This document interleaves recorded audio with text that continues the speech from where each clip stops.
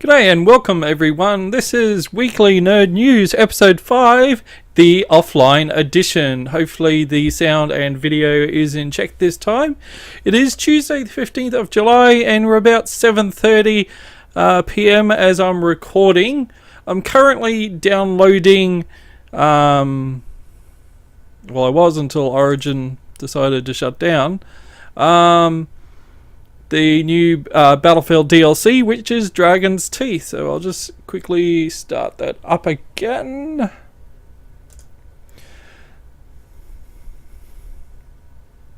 Make sure it's downloading, and it is. I wonder if I can just show you guys that prompt while it's downloading.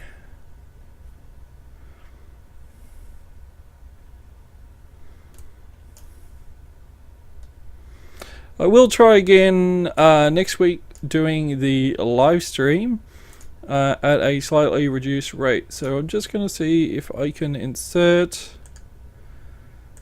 my Origin.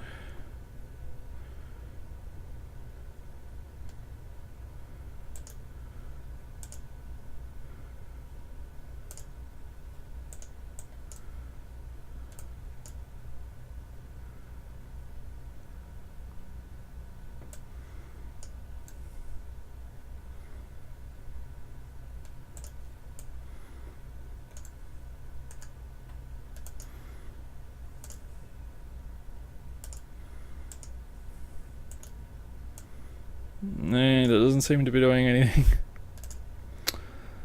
Alrighty, so I'll just put up the image instead.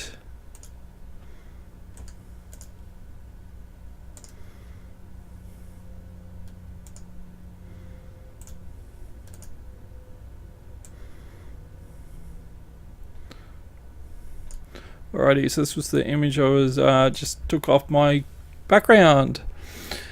The DLC came out about 6 PM. That's the usual time Battlefield 4 brings out all its patches and servers go down and DLCs come out, watch not. So I'll still have a couple of hours, so I'll probably play at 10 to 10:30 PM. What I will be doing is, after I record this, I will attach some Dragon's Teeth gameplay to this video before uploading it, so you guys can actually see what it looks like compared to the trailer. Alrighty, so just a side note of a bit of general news. In Brisbane, it's been really cold, and this is an actual photo. If you guys can see, it's a bit big. See if I can make it a little bit smaller here. This is a photo of Brisbane in Australia, if anyone is watching this outside of Australia. So I took this on my $500 digital camera, and it shows the Brisbane CBD, and it shows, yeah, the river is in the middle, but you probably don't get to see that. So I thought that was a pretty good photo I took a few years ago. And why I mentioned it was really cold is on the 12th of July, it is the coldest day in Queensland in 103 years, and several places actually got snow. Alrighty, so moving on to the tech news. A bit of Samsung news, so I will bring up my next slide here for Samsung. The S5 is coming out in Australia soon, and also Samsung are apparently doing this little watch that links up to the phone. I haven't actually checked out how much it's called. I just saw it on the net tonight, so I didn't actually have enough time to do some good research, but it looks like the watch has wireless, and when you're wearing it and if you get a call, you can talk on your watch instead of grabbing the phone. So it might be good if you're riding or jogging or something. Also moving on, Samsung news, the Brazil factory got broken into and held up by some robbers. This wasn't the SSD plant. They took US $36 million worth of smartphones, notebooks and tablets. So that sucks, and they think it's an inside job. Alrighty, moving on to some more news. Intel have released in Australia the K range of the new Haswell refresh CPUs. This is the i5, the i7 and the new G3258, which retails for £55 in the UK, 60 US in the US and Australian $80. Yuma and Australian PC Case Gear stock it. I guess whatever your local computer mob is, they would probably stock it too. So on several Facebook and some different social media sites recently, I did up a build that was $700 and it includes the CPU. On a famous YouTuber, Linus Tech Tips, he actually reviewed this chip and he did a build and reckons it's great for the price. Of course, it's not going to match a a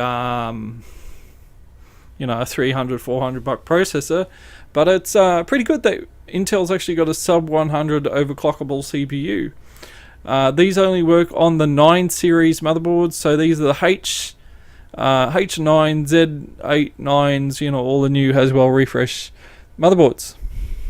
So to have an Intel system now, you'd have to have the $140 motherboard along with this $80 processor and then some RAM. Excuse me. And you have to make sure you have a power supply that is Haswell ready. So they're all the 80 plus silvers, golds, bronze. You wouldn't, if it doesn't have 80 plus, don't install it on a Haswell system.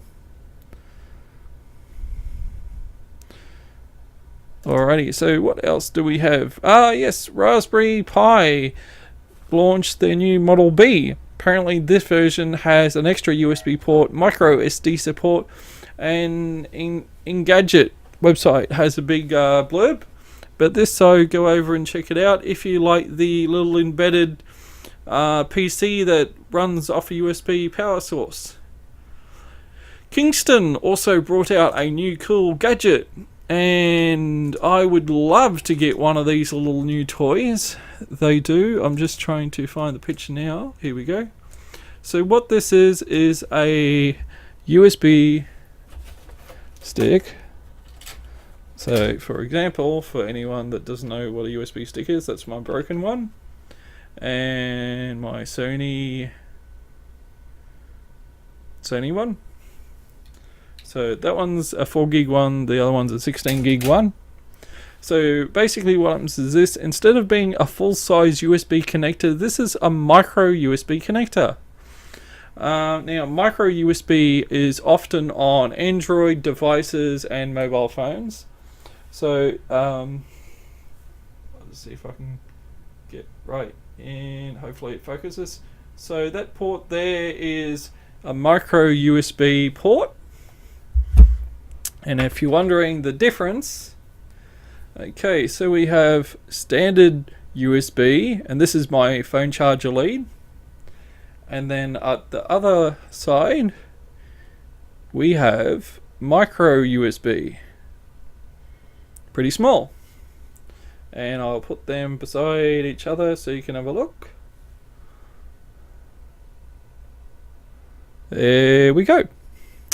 Alrighty, so we plug in our micro USB stick to the phone and it becomes a storage device for your phone. So say your phone only has 32, 16, however many gigs and you're running out of space and you don't want to buy one of these, a little SD card.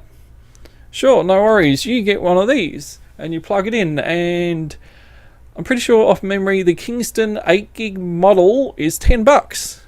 That's fairly cheap, and Kingston do an 8, a 16 and a 32. So yeah, all the normal computer shops should do it. I know Yuma in Brisbane and around the place, they do it. So definitely a cool little gadget to get if you've got a recent Android device that supports OTG, and that's the standard that allows a USB stick to work. Also, Samsung side, they released a cool little video the other day, and this takes the piss out of Apple users, and it's called Galaxy 5 Wall Huggers. Now I really love that, and there's more and more stuff I'm learning about the restrictions on Apple all the time when I speak to some people. So I'll just give you the link. There we go. That is for the Galaxy Wall Huggers video, so it's worth checking out. It's pretty funny.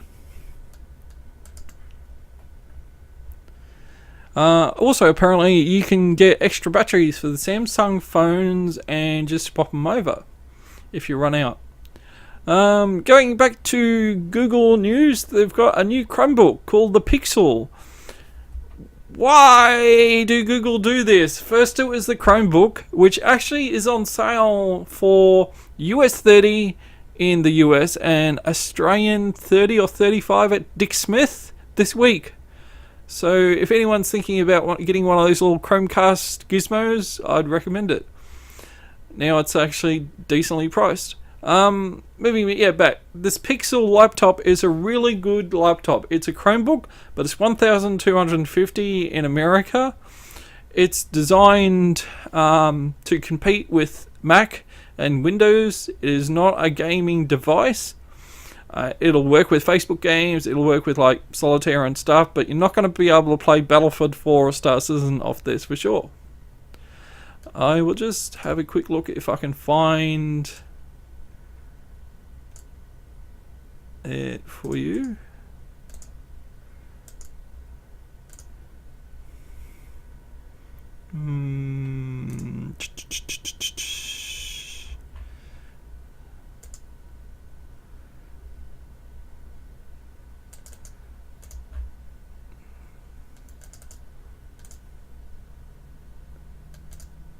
Aha, there we go. Okay, we'll move that out of the way. And that is it. That is a new Google Pixel Chrome laptop. Pretty cool.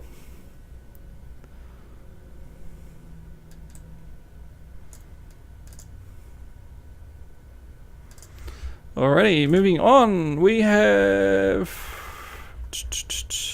Crytek news. Apparently the director that was in front of the Homefront project has resigned, and he's from the UK. So it now apparently on the different news articles I've read, they actually have no upper management. They've got middle management and staff.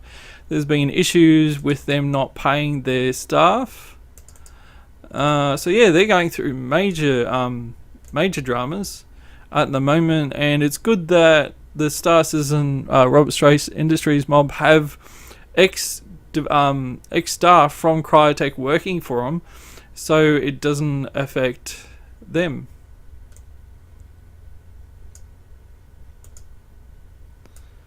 And I've just noticed I've taken out my normal text up the top. Sorry about that, everyone. Alright. So moving on, ATI has new video card drivers. Does anyone have a new fancy ATI card? Oh, there we go. We got that back. Where is... There we go. This card. How cool is that? Santa can bring me that for sure. So the new ATI driver is 14.6. It fixes, sorry, not fishes. We all want fishies. Fixes issues for Plants vs. Zombies, the new 3D version of that, Assassin's Creed, Black Flag, and flickering exhibited with the AOC U2868PQU screen. Say that 3 times quick. Alrighty, moving on. We've got a bit of EA Games news now. So I'll pick up my new slide.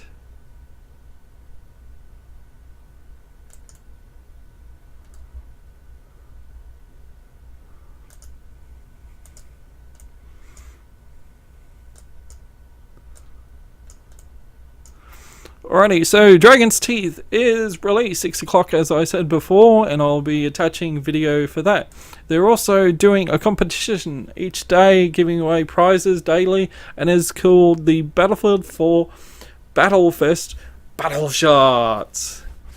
So anyone interested in making a Battlefield 4 video, go check that out on the net. Intel are trying to get access to the Mantle API to integrate Mantle with their Intel CPUs. New Mortal Kombat game is coming out. We're up to number 10 in that, and that series has been going for quite a while. It is called Raidon, and there's a trailer on the net. You guys can just Google for that and you'll find it for sure. On the weekend, Steam offered Mountain Blade Warband for free. Now this was the multiplayer part of the game, and the entire thing with multiplayer and single player was on sale for $5. Why they did that was it now includes Steam Workshop integration, which is mods and maps, and also is available natively on Mac and Linux. So that should work on Steam OS as well. I recommend Mountain Blade. It is a really good game, and they've had 2 free weekends, so there are active people playing it. Alrighty, a new game that is worth checking out, and it's free, is called RoboCraft. I really love this game, which is surprising because I can't stand Rust or Minecraft. So in this game you design your own little buggy or aeroplane, and you go out and battle each other, sort of like Battlefield but with space buggies. It's free to play, you don't notice the lag so much, and for a 600 meg game it's worth checking out. So go download that through their website or off Steam. Tekken has been announced. Now the new Tekken is number 7, and apparently it uses the Unreal 4 engine, and from what I've seen there is no... oh, that is huge. Let's make that a little bit smaller. That's a bit better. There's no trailer at the moment, but it was previewed at some event, and I can't remember what it was, but no one recorded it and uploaded it. New DLC which came out for Arma 3, which is free, called Boot Camp, and it's been released today. I've been having huge issues with my Arma 3, and it's quite annoying. I can't host anymore. So that's the link up there for the Boot Camp trailer, and anyone that owns Arma 3 should get this DLC for free.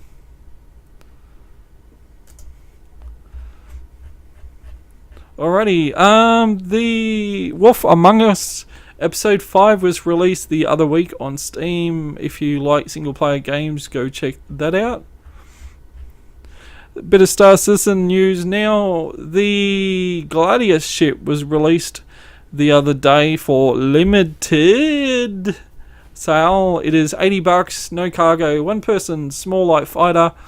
In my view, it seems like the poor man's Hornet. No copy of the game, no alpha access, no beta access. Comes with this package for $80. And that pretty much wraps up my news for this week. Hopefully this will be a lot easier to watch than last night's laggy stream. I'll do some Star Citizen footage after this of the 300i.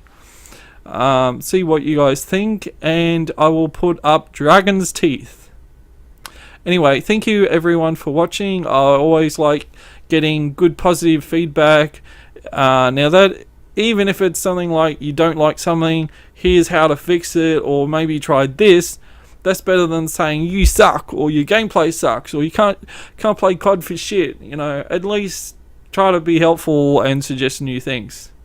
Anyway, thank you for all the loyal watchers that watch my show and put up with me, and have a great week, and hopefully I'm off to play Battlefield Dragon's Teeth soon. Yay! Have a great one. See you guys later.